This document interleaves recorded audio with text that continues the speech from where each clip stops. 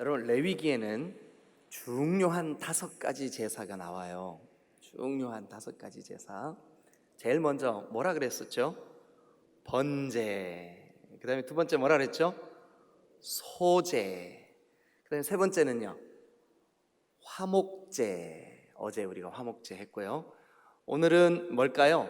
속죄제. 그리고 내일 아침 우리가 뭐를 할 거냐 하면 속건제를 할 거예요. 속건제. 자, 요 5가지 제사. 여러분, 요 5가지 제사를 정확하게 잘 이해하면 우리가 거룩하신 하나님 앞에 그 거룩하게 예배하는 우리 성도들이 다 될 수 있을 줄로 믿습니다. 자, 여러분, 번제를 히브리 말로 뭐라 그랬는지 혹시 생각나세요? 번제? 생각 안 나셔도 괜찮아요. 네, 올라 그랬습니다. 올라. 이거는 태운다 이런 뜻입니다. 태운다. 그 다음에 두 번째가 뭐였었죠? 소제. 그죠? 소제. 소제가 혹시 히브리 말로 뭐라고 그랬었는데 생각나세요? 네, 민하. 민하. 이거는 선물 그런 뜻이라고 말씀을 드렸습니다. 그 다음에 우리가 어제 함께 나눴던 화목제. 화목제가 히브리 말로 혹시 어제 제가 좀 강조했는데 뭐라 그랬죠? 쉐렘. 무슨 말하고 똑같다, 비슷하다고요? 어원이 같다고요? 샬롬. 우리는 하나님과 우리 사이, 또 나와 지체 사이, 또 나와 목회자들, 주의 종 사이, 이 관계를 여러분들이 늘 기도해야 돼요. 예배하기 전에 먼저 우리가 돌아봐야 될 게 뭐냐 하면 하나님과의 나와의 관계 속에 혹시 막히고 있는 게 뭐가 있지 않을까.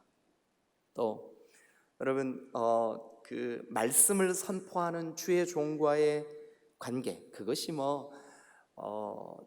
여러분들에게 생긴 어떤 그 상처든 아니면 오해든 또 그 선입견이든 어떤 거든 간에 그 막힌 담이 있으면 하나님께로 나아갈 수가 없어요. 이 샬롬이 깨져버려요. 평안이 깨져버리는 거죠.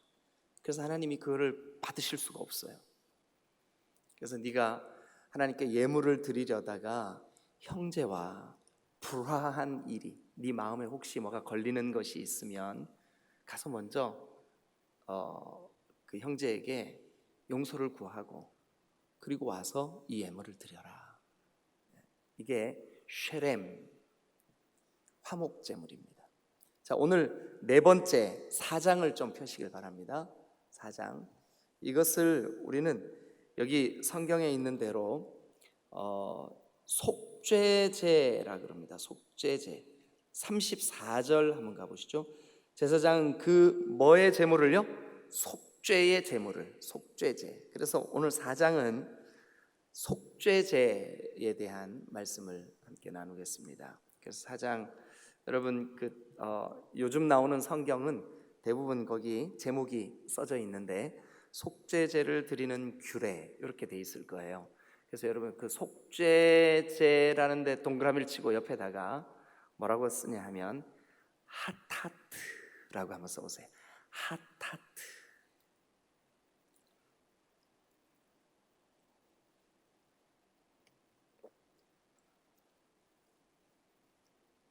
이 하타트라고 하는 말이 무슨 뜻이냐 하면 히브리 말이에요. 히브리어. 근데 이게 무슨 뜻이냐 하면 miss the way예요. 길을 벗어났다는, 미스했다는 거예요. 길을. 그러니까 우리가 저기 가는 길이 이 길인데 이 길밖에 없는데 이 길을 벗어났어요. 그게 하타트예요. 하타트. 여러분, 우리가 주님의 길을 가야 되잖아요. 그죠? 주님이 제시하시는 길, 알려주신 길, 주님이 원하시는 길, 주님이 우리에게 말씀하신 길을 가야 되잖아요. 근데 그 길을 벗어났어요. 그게 바로 뭐냐? 하타트예요. 하타트.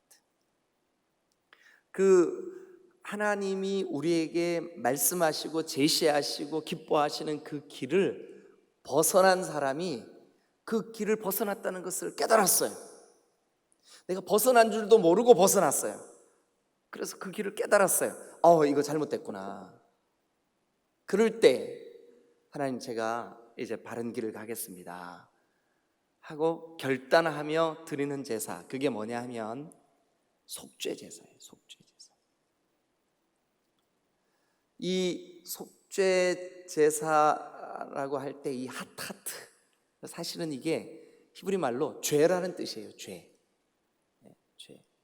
근데 이 죄를 해결하기 위한 제사, 그래서 핫하트는 속죄 제사라는 말에도 쓰이고 죄라고 하는 말에도 똑같이 사용되는 단어입니다.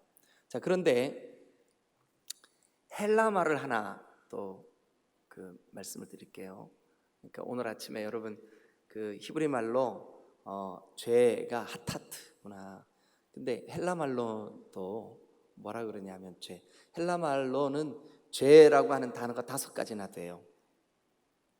5가지나 되는데 그 중에 제일 많이 쓰이는 게 뭐냐 하면 하마르티아라고 하는 말이에요. 한번 따라해 보실래요? 하마르티아. 그 하마르 할 때 르는 발음이 되는 동 마는 동 하마르티아 이렇게 하거든요. 한번 해보세요. 뭐라고요? 하마르티아. 이게 죄예요. 주님이 가르쳐 주신 기도 가운데 우리가 우리에게 죄 지은 자를 사하여 준 것 같이 우리 죄를 사하여 주옵소서 할 때 그 죄가 헬라 말로 뭐냐 하면 하마르티아라 그래요. 하마르티아. 근데 이 하마르티아도 핫하트하고 그 의미가 비슷해요.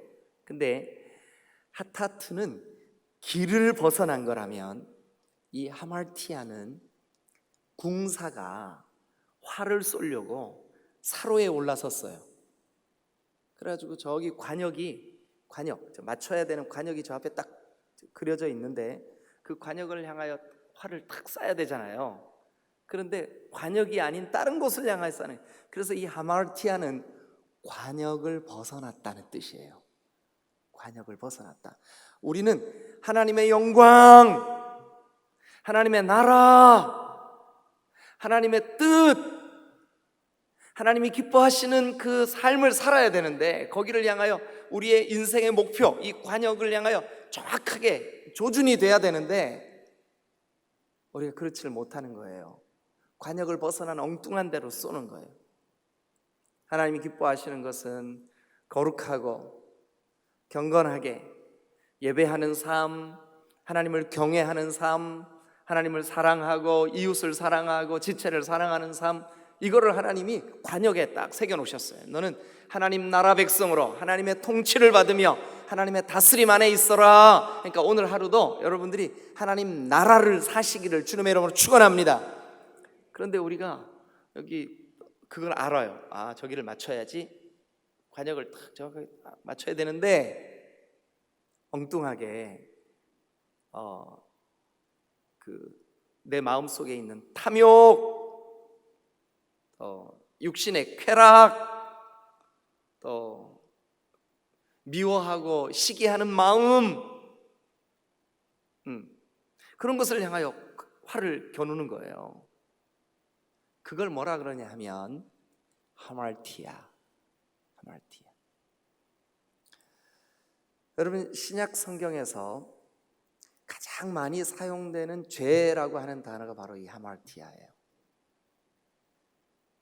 그 다음에 한 가지만, 이게 죄 문제가 나왔으니까 한 가지만 더 말씀드리고 레위기 돌아갈게요. 헬라 말로 그 다음으로 많이 사용하는 죄라고 하는 헬라어 단어가 뭐냐 하면 아노미아라고 하는 단어예요. 아노미아. 우리 여러분 중학교 고등학교 다닐 때 사회 시간에 아노미 현상이라는 말 들어보셨죠? 못 들어보셨죠? 들어보셨죠? 못 들어보셨죠? 근데 뭐 생각 안 나도 괜찮아요. 이거 시험에 나는 거 아니니까. 근데 이 아노미 현상이라는 게 뭐냐 하면 무정부 상태, 법이 없는 그 상태를 의미해요. 그러니까 우리 마음에 기준, 법, 그게 사라진 상태, 그게 아노미아예요. 그게 죄예요. 뭐가 우리의 법이 돼야 돼요? 예수 그리스도 십자가의 길, 예수님의 그 보배로운 피, 그 보혈을 의지해서 죄사함을 받고 죄사함 받은 우리가 하나님이 말씀하신 이 66권의 성경을 따라 살아가야 돼요. 그 법이 없는 상태, 이게 아노미아예요. 아노미아. 그게 죄라고요. 어떤 사람에게 전도할 때 나는 법 없이도 사는 사람인데 왜 나보고 자꾸 죄인이라 그러냐고. 근데 여러분, 그 안에 뭐가 법인지도 모르고 그 법의 기준을 따르지도 않고, 그러니까 하나님이 우리 법의 입법자요, 그리고 하나님이 우리에게 법을 제시하시는, 그래서 하나님의 법도와 율례, 하나님의 복음, 예수 그리스도의 생명, 그 길을 가지 않는 그게 그 법이 없는 그게 바로 죄라고요. 이게 아노미아. 그 죄에 대해서 나중에 또 말씀을 드릴 기회가 있겠습니다. 근데 그 속죄 제사라고 하는 이 속죄 제사가 그 영어로 하면 sin offering이에요. sin offering. 여러분, 죄 그러면 sin이죠. 영어로 sin. 죄들 그러면 sins잖아요, 그죠? 그러니까 우리가 죄인, 그 죄의 근본, 원인, sin이에요, sin. 내가 죄인이기 때문에 죄가 자꾸 그 밖으로 드러나요. 마음에 죄가 자꾸 생기고 이게 죄의 열매가 맺혀요. 이걸 sins 그럽니다. s를 붙여 sins. 근데 이 속죄 제사는 sins offering이 아니라 sin offering이에요. 근본적인 우리의 이 죄를 해결하는 그 제사다. 그래서 속죄 제사 이렇게 이제 말을 하는 거거든요. 그럼 우리가 이제 4장을 통해서 4장 2절 한번 같이 보겠습니다. 4장 2절.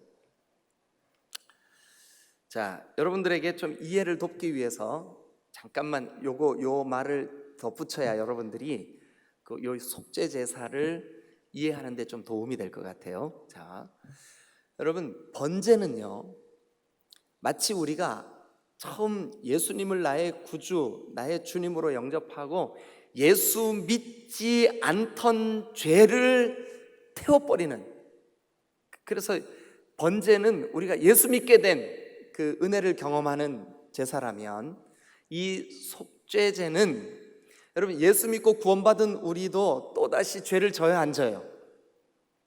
져요. 만약 우리가 예수 믿고 구원받은 이후에 나는 죄 없어, 저 구원파처럼, 저 박옥수처럼 나는 더 이상 죄 없어 하면 요한 1서 1장 8절에 보니까 그것은 거짓말하는 거래요. 거짓말하는 거래요. 네? 여러분, 우리가 예수 믿고 구원받았을지라도 우리가 또 죄를 짓는다고요. 어떨 때는 알면서도 죄를 짓고 어떨 때는 부지 중에 모르고 죄를 지을 때도 있어요. 뭐 별다른 생각 없이 여러분들에게 제가 어떤 말을 했는데 여러분들 중에 누군가가 마음에 상처가 될 수도 있어요. 이건 내가 모르는 거예요. 지금 무슨 죄를 졌는지.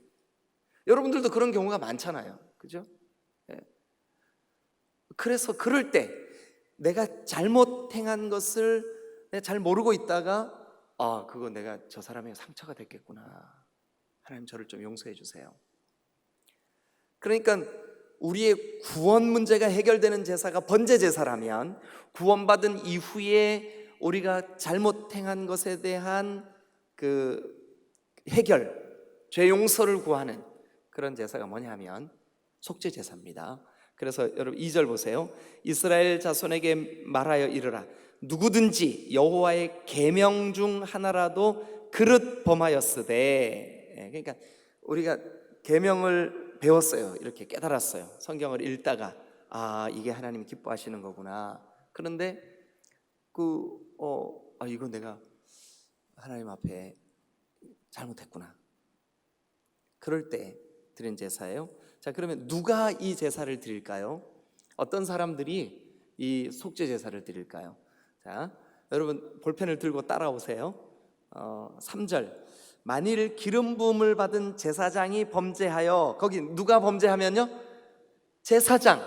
여러분, 기름 부음 받은 제사장, 오늘날로 말하면 목회자들도 죄를 짓는 경우가 있어요, 없어요?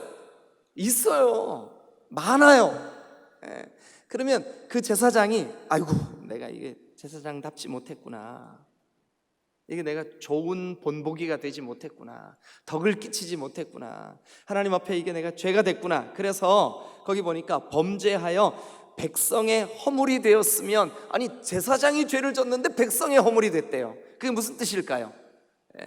백성들이 본받을 만하지 못한 그런 일들이 생겼단 말이죠. 그럴 때 그가 범한 죄로 말미암아, 제사장이 범한 죄죠. 그러니까 제사장이 하나님 앞에 죄를 범했을 때 올려드리는 제사예요. 자, 그 다음에 이제 어디를 가보시냐 하면 여러분 13절로 한번 가보세요. 13절. 자, 다 같이 읽겠습니다. 시작. 만일 이스라엘 온 회중이 여호와의 계명 중 하나라도 부지중에 범하여 허물이 있으나 스스로 깨닫지 못하다가 그 범한 죄를 깨달으면 회중은 수송아지를 속죄제로 드릴지니. 누구 보고 속죄제 드리래요? 회중. 동그라미 치세요. 회중. 13절에 만일 이스라엘 온 회중이, 요 회중은 어떤 회중이냐 하면 예배 공동체입니다. 예배 공동체. 그러니까 오늘날로 말하면 교회가, 이렇게 이해해도 돼요. 교회가. 여러분, 우리 교회가 어떤 결정을 잘못하거나, 또 우리 교회가 이곳에 존재하면서 이웃들에게 마음을 아프게 하거나 하는 일이 있어요, 없어요? 있어요. 그럴 때 온 회중이 여호와의 계명 중 하나라도 부지중에 범하여 허물이 있을 때 뭐를 하래요? 여러분 마음속에 뭐 교회가 이 모양이야, 여러분 그러면 안 돼요. 교회도 실수할 때가 있고 죄를 범할 때가 있어요. 공동체적으로. 그럴 때 하나님이 이렇게 말씀하십니다. 속죄 제물을 하나님께 드려라. 그 다음에 이제 또 누가 죄를 범하면 속죄 제물을 드리냐 하면 어디를 가시냐 하면 22절 한번 가보세요. 22절. 자, 만일 누가요? 족장이, 동그라미 치세요. 족장.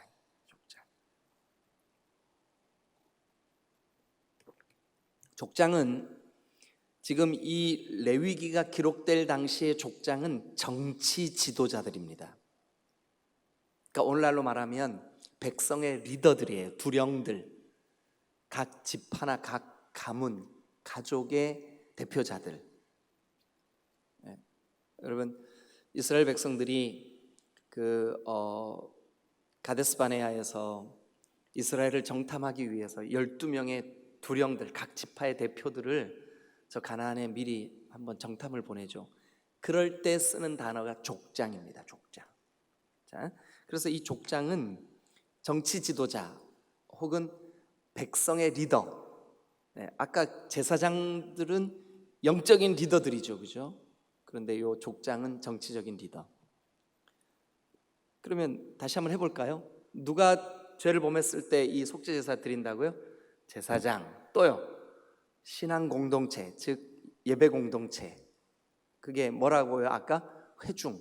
그 다음에 또 누가 잘못하면요? 족장, 즉 정치 지도자가 잘못하면. 그 다음에 또 한 부류가 있어요.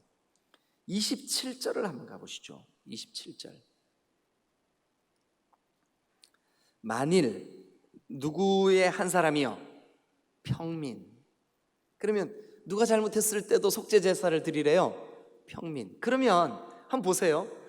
제사장, 주의 종들, 또 회중, 예배 공동체, 또 족장, 정치적인 리더들, 또 평민, 모든 백성들. 그럼 결국 이 속죄 제사는 누구 보고 드리라는 거예요? 누구든지예요. 누구든지 자기의 잘못이 깨달아지거든 누구든지 말씀을 듣다가 아유 내가 왜 그런 오해를 했지? 내가 왜 그런 선입견을 가지고 사람을 판단하고 정죄했지? 내가 왜 그 하나님의 이 계명을 어겼지? 하고 자기가 부지중에 모르고 혹은 잘못한 것이 나중에 깨달아졌을 때 즉각적으로 하나님 앞에 주님 제가 잘못했습니다 하고 제사해야 하는 그 제사가 뭐냐 하면 속죄제입니다. 속죄제. 그런데 이 속죄제의 특징이 있어요. 뭐냐 하면 이 속죄제는 피투성이에요.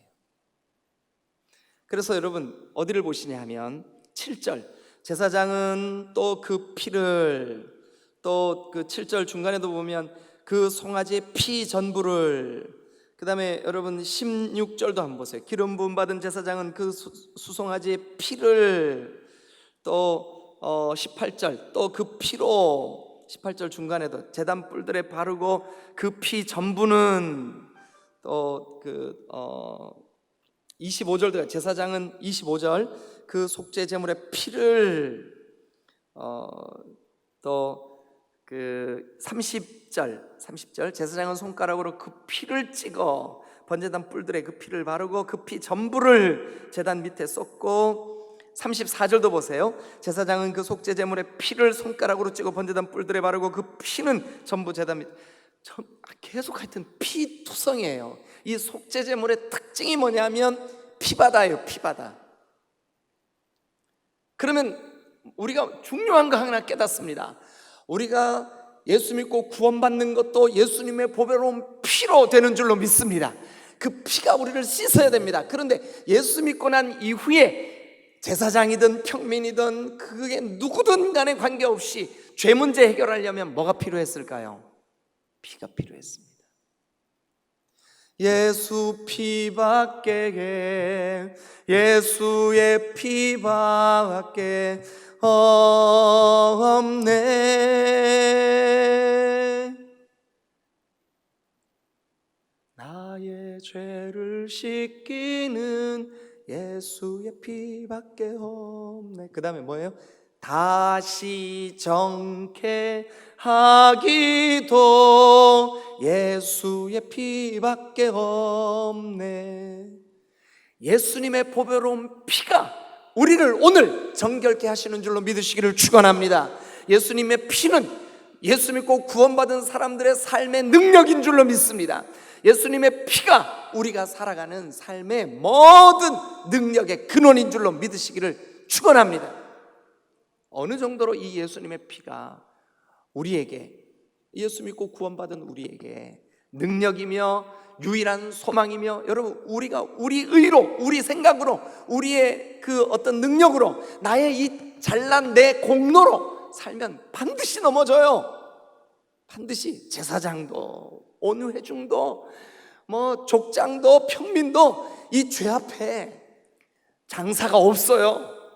그래서 우리는 오늘도 예수 안에 있지만 또다시 예수님의 보혈의 능력, 보혈의 공로 의지해야 될 줄로 믿습니다.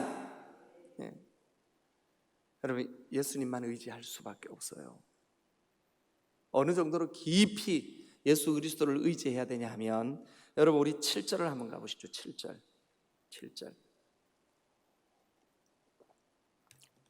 제사장은 또 그 피를 여호와 앞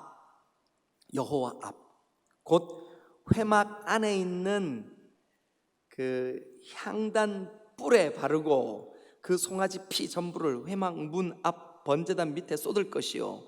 여러분 6절도 한번 봅니다. 그 제사장이 손가락에 그 피를 찍어 여호와 앞 곧 성소의 휘장 앞에 7번 뿌릴 것이며. 자, 여러분 이 말씀까지만 하고 마칠게요. 여러분 이 성소 안에는 아주 육중하고 두꺼운 휘장이 있습니다. 그게 지성소와 성소를 가로막고 있어요. 근데 이 휘장이 얼마나 두껍냐 하면 칼로는 찢을 수가 없어요. 인간의 힘으로는 도저히 찢을 수가 없어요. 제가 좀 더 연구를 해봐야 알겠지만 전에 성경을 보면서 어떤 주석을 보니까 이 휘장의 두께가요. 이 휘장의 두께. 우리가 보통 커튼이나 이런 것들은 두께가 이게 뭐 얼마나 돼요? 한 1mm, 2mm 정도 되나요? 두께가. 그죠? 이거 우리 저런데 그 창문에 치는, 여러분 베란다 같은 데 치는 이 암막 커튼 같은 것도 아주 두꺼워봐야 뭐 한 1mm, 2mm 정도 되나요? 그죠? 그런데 성소와 지성소를 가로막고 있는 이 휘장의 두께는, 이게 제가 다시 한번 연구해서 여러분들에게 다시 말씀드릴게요, 만약 틀리면. 근데 전에 제가 한번 주석을 본 일이 있었는데 한 30cm가량 된다 그래요, 이 커튼의 두께가. 그러니까 이게 칼로 찢는다고 찢어지겠어요? 이게 찢을 수 없어요. 그런데 여러분, 그 육중한 커튼 앞에, 그 휘장 앞에 어떻게 하라 그랬냐 하면, 너희들의 죄가 그릇 행했던, 부지중에 지었던 죄 문제가 생각났냐? 그러면 그 제사장이 손가락에 피를 찍어가지고 여호와 앞, 곧 성소의 휘장, 그러니까 그 거룩하신 하나님의 임재인 지성소로 들어가야 되는 그 가로막고 있는 그 휘장, 거기에다가 7번, 7번은 성경에서 7번 완전수입니다. 완전히 그 피를 그 휘장에다 뿌려라. 여러분들에게 이해하기 쉽게 성소와 지성소를 가로막고 있는 커튼에다가 피를 막 7번 완전하게 뿌리라는 거예요. 여러분, 우리가 하나님의 거룩한 임재 앞으로 나아갈 담력을 어떻게 얻었나요? 예수 그리스도, 그 휘장이신 예수 그리스도의 육체가 찢김으로 우리는 하나님 앞에 나아갈 담력을 얻었어요. 그러니까 여러분, 예수 그리스도의 보배로운 피가 우리를 하나님의 임재 앞에, 죄는 하나님의 임재를 가로막아요. 여러분, 죄 문제 가지고 예배 자리에 와보셨죠? 하나님의 성령이 여러분들을 뜨겁게 여러분 만져주시던가요? 아니에요. 그럴 수가 없어요. 그러나 여러분, 예수 그리스도의 보혈의 공로 의지해서 나아가면 반드시 이 임재를 가로막고 있는 휘장이 찢겨나갈 줄로 믿습니다. 그 다음에 보면 7절에 제사장은 그 피를 여호와 앞, 그 회막 앞에 있는 향단 뿔에 바르고, 향단은 여러 번 말씀드렸지만 향단, 향은 기도를 의미한다 그랬죠. 기도가 응답되고 기도의 능력이 임하고 기도가 하나님께 상달되기 위해서도 그 기도의 단인 향단에 네 모퉁이의 뿔이 있어요. 그 뿔에다가 피를 바르래. 그러니까 우리가 하나님 앞에 담대히 나아가 주님의 도우심을 구하고 기도할 때도 예수님의 보혈의 능력 의지해야 될 줄로 믿습니다. 예수 피밖에, 예수의 피밖에 없네.